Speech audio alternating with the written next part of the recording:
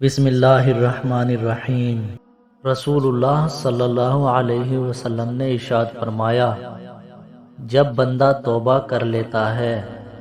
تو اللہ تعالیٰ کرامن کاتبین کو اس کے گناہ کو بھلا دیتے ہیں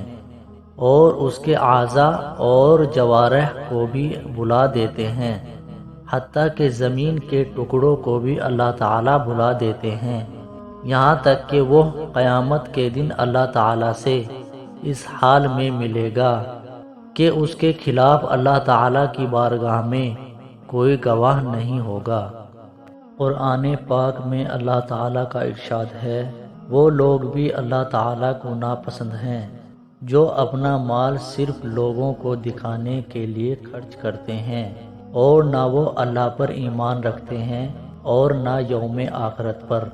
اور جس کا ساتھی شیطان ہو گیا تو سمجھ لو کہ وہ بہت ہی برا ساتھی ہے۔ رسول اللہ صلی اللہ علیہ وسلم نے ارشاد فرمایا، اہل دوزخ میں سب سے ہلکا عذاب اس شخص کو ہوگا جس کی دونوں جوتیاں اور اس کی ڈوریاں آگ کی ہوگی،